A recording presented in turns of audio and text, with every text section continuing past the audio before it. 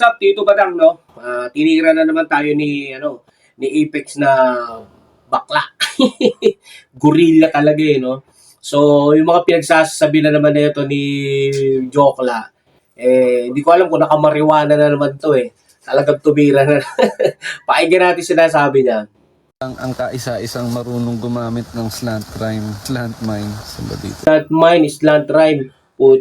Puro ka talaga katarantaduhan, ano? More on freestyle nga ako sa battle namin eh. Kung saan-saan ang mga battle, di ba? Kung ano rin mga pinagsasabi nito. Wala na talaga, no? Wala makapagpabagsak kay Tito Badang. Asarin nyo lang ako, kailan yan. So, play pa natin. Siya lang ang kauna-una nakarating sa Grand Line. Sa ngayon, wala pa akong laban. Siyempre, birthday ng may-ari ng Flip Top, Arik. Teka lang, paano ba iharap to? Gusto mo makalaban sa Flip Top. Naghamon na ako. Yung trip kong labanan.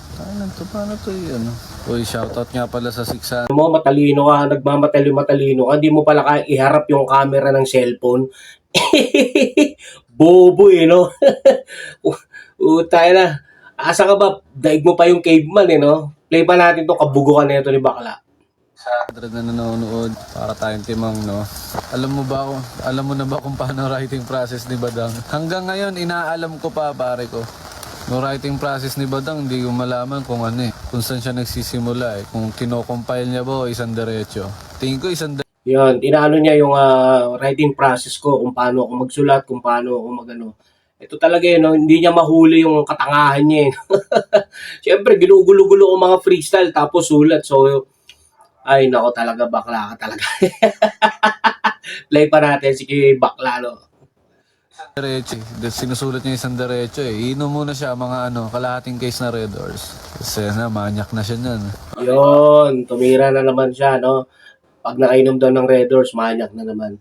Itong Apex na to, bobo to sa batas, no? Sa sobrang mangmang niya sa batas na hindi niya alam mga kaso-kasong ganyan, makukulong ka talaga. Kaso bobo talaga to. Walang pinag-aralan to. Tingin ko dito, walang alam to sa batas. Dakdak lang ng dakdak. Mahirap yung ganyan, no? Yung bobo ka sa batas. Play pa natin si Bugok. Di ba? Tanaw-tanaw lang kayo ng spot habang nagsasalita ako kung may tanong kayo. Safe, di ba? Yan yung mga pahinga. Siyempre, puro ka lang sulat. Sisiraan ka ng bait nun. Ba't kaya di alam ni Badang? Si Badang, alam mong special na tao yan. Isa yung special character sa hip-hop community ng Pilipinas. Gagi tayo lang yung bansa na merong Badang. Yung Badang sa ibang bansa, hero yun. Yung sa atin, isa siyang muntikan ng maging tao. Parang sayang. Pero dahil sa ganda Yun ang mga kagaguhan na ito, no? Tayo lang daw may Badang, no? Bugok talaga yan. Ano ba tingin mo sa akin? Sayang to, muntik na maging tao. Ito yung mga taong ang tataas ng tingin sa sarili. Kala mo hindi tumatayo mo ito. Matatawa na lang ako dito pag nabalitaan ko tong may sakit at tignan natin talaga. Pakinggan man natin tong kabakla mo. naging isang malupit na karakter, di ba? Siyempre, hindi niya naman mararating yan kundi siya Badang, di ba? Video ko puro Badang. Ha? Nagtatanong lang. Roblox, special character na Roblox. Oo, tama, one of one. Yan si Badang, one of one. So tingin nyo, ayaw na magkaroon ng ibang bansa ng Badang. Inggit sila sa atin.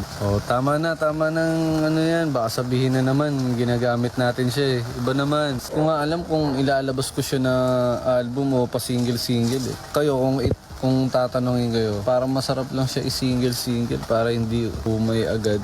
Pero kung kayo papipiliin, hamba, meron kayong 12 kanta na naka-imbak. Papaandarin nyo ba yun sa isang taon ng pa-single-single para mapansin lahat? O gagawin nyo yung natural na isang buo i-release tapos gagawa ng MV.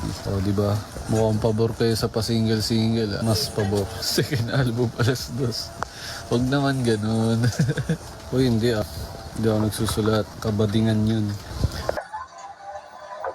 Bakla ka naman eh. So, yun na nga, no? Bumanat na naman to si Bakla, no? Hindi ko alam kung ano problema na ito sa akin. Halos lahat na nakakalaban ko sa Flip Top. Hanggang ngayon, nag-iiyakan sila. Kahit mo, pati si Delo, di ba? Talagang gumagawa talaga sila ng movement na tirahin ako. Siguro malakas tayo sa tao, charisma. Pag inaano natin sila, nadadagdagan yung mga views nila. Pero ganun pa man, good luck na lang sa kalusugan mo, bakla.